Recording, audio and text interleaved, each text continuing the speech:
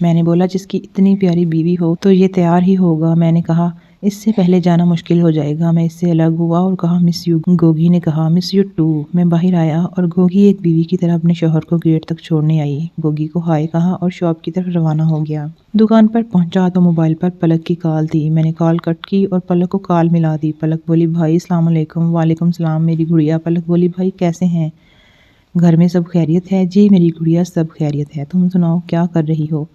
पलक बोली बस भाई आज शादी है, कल वलीमा होगा, इसके बाद हम लोग वापस आ जाएंगे।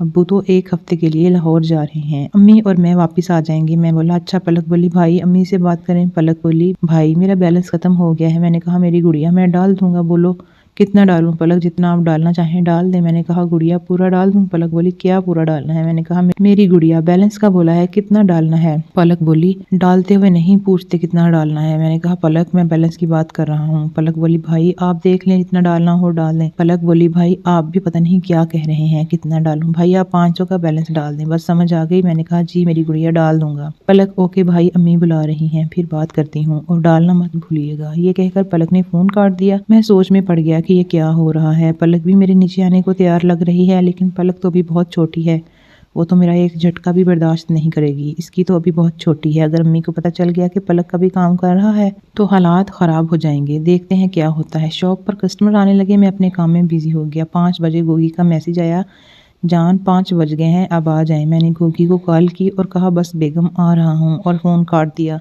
असलम साहब को सब कुछ समझाकर मैं शॉप से निकल आया और ये दिल में सोचने लगा कि औरत बीवी हो या बहन, काम करवाने के बाद अलग किस्म की मोहब्बत हो जाती है और गोगी भी काम करवाने के बाद वाली मोहब्बत में गिरफ्तार हो गई है। ये सोचते हुए मैं ज्वेलरी की शॉप पर पहुंचा और गोगी की मुंह दिखाई के लिए एक सोने की अच्छी सी रिंग ली और बाइक घर की तरफ मुड़ी। गोगी का मैसेज आया कहाँ है? मैंने रिप्लाई दिया आ रहा हूँ। घर पहुंचा तो गेट गोगी ने खोला। गोगी ने पिंक कलर का कुर्ता और ब्लैक टाइट पजामा और हल्का हल्का मेकअप और आंखों में काजल, बाल पोनी स्टाइल में बनाए हुए थे। गोगी को देखा तो वो बिल्कुल नई नवेली दुल्हन की तरह अपने शौहर के आने से पहले तैयार हुई थी। गोगी मुझे ऐसे देखते हुए क्या हुआ, ऐसे क्या देख रहे हैं? मैं बोला जान अपनी प्यारी बीवी को बहुत खूबसूरत लग रही हो, अच्छा अंदर आए, अभी रोमांटिक ना बने।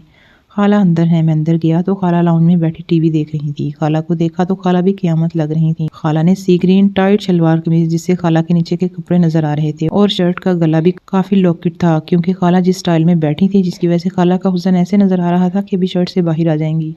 खाला ने मुझे देखते हुए कहा आओ भांजे खैरियत, आज तो जल्दी आ गए, आज कोई खास प्रोग्राम है? गोगी भी लाउंज में आ गई और बोली भाई आप फ्रेश हो जाएं तो चाय बना दूं। खाला बोली जाओ भांजे फ्रेश हो जाओ, फिर चाय पीकर मुझे घर छोड़कर आना। मैं बोला क्यों खाला आप रुकेंगी नहीं? खाला बोली भांजे ससुर साहब घर आ गए हैं तो इसलिए जाना पड़ेगा, सुबह आ जाऊंगी। मैं ऊपर आया और नहाने के बाद जीन्स और टी शर्ट पहनकर नीचे आया तो गोगी चाय लेकर आ गई। खाला ने मुझे देखा तो कहा भांजे आज कोई खास प्रोग्राम है?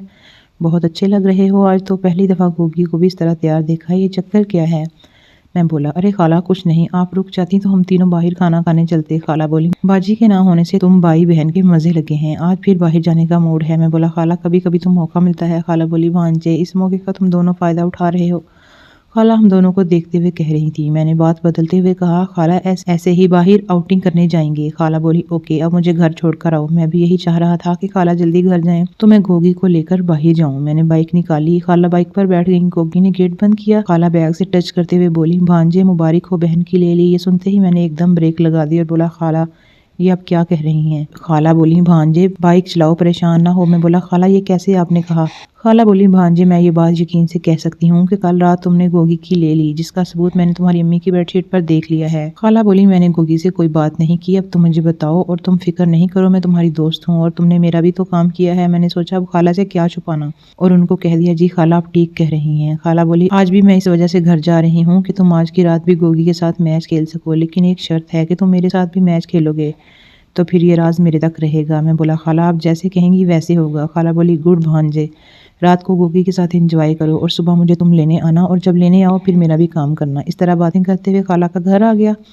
खाला को इनके घर उतारा तो खाला उतरते हुए बोली रात कितनी दफ़ा गोगी का काम किया? मैं बोला खाला बस 1 दफ़ा। खाला बोली ओके आज अय्याशी 2 दफ़ा करना। खाला बोली मुझे तो गोगी को देखते ही पता चल गया था कि रात को तुम दोनों ने कुछ किया है, तुमने गोगी को और ज्यादा खूबसूरत कर दिया है। खाला ने अपने घर में दाखिल होते हुए कहा कि सुबह भांजे आ जाना। मैंने खाला के दबाते हुए कहा ओके जी आ जाऊंगा। खाला अपने घर चली गई। मैंने बाइक अपने घर की तरफ की और घर की तरफ चल पड़ा और ये फैसला किया कि ये सब बातें मैं गोगी को नहीं बताऊंगा, वो परेशान होगी। मैं घर पहुंचा तो गोगी ने गेट खोला।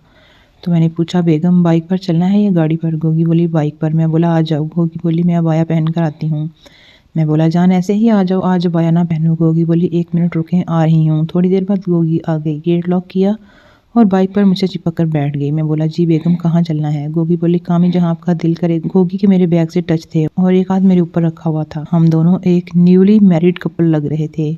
गोगी ने बोला कामी मुझे मोतिये के गजरे लेकर देने हैं। मैं बोला बेगम वापसी पर ले दूंगा। गोगी बोली खाला को तो कोई शक नहीं हुआ? मैं बोला नहीं तो। गोगी बोली आज खाला कह रही थी कि तुम में तब्दीली आ गई है। मैं तो चुप रही, कोई जवाब नहीं दिया। कामी अम्मी को अगर खाला ने बता दिया तो क्या होगा? मैं बोला जान नहीं बताएंगी। कामी मुझे बहुत डर लग रहा है। मैं बोला जान डरो नहीं, मैं हूं ना, सब हैंडल कर लूंगा। गोगी बोली कामी बस अब तो गोगी आपकी हो गई है। आज सारा दिन आपको याद किया, ये मियाँ बीवी वाला प्यार क्या होता है? मैं बोला जान हमारा प्यारा घर का प्यार जो है, और जान मैं अब तुम्हारी हूँ। गोगी बोली कामी बस मैं भी यही चाहती हूँ कि बस आप मेरे ही रहें। जान मैं तुम्हारा ही हूँ। बातें करते करते हम लोग पिज़्ज़ा हट पहुँच गए। पिज़्ज़ा हट पर एक मांगने वाली औरत आ गई और दुआएं देने लगी। जोड़ी सलामत रहे बाबू, अपनी बीवी का सदका दे। मैंने इसको पैसे दिए और पिज़्ज़ा हट में दाखिल हो गए। गोगी बोली कामी हम दोनों तो अब कहीं से भी भाई बहन नहीं लग रहे। देखो लोग किस तरह हमें देख रहे हैं, और आज आपने बाया भी नहीं पहनने दी। मैं बोला गोगी तुम ठीक कह रही हो, सबकी नजरें हमारी तरफ। हम लोग एक ऐसी जगह बैठ गए जहाँ कम लोग थे। गोगी ने अपनी पसंद का पिज़्ज़ा ऑर्डर किया। हमने पिज़्ज़ा खाया और पिज़्ज़ा हट से बाहर आ गए।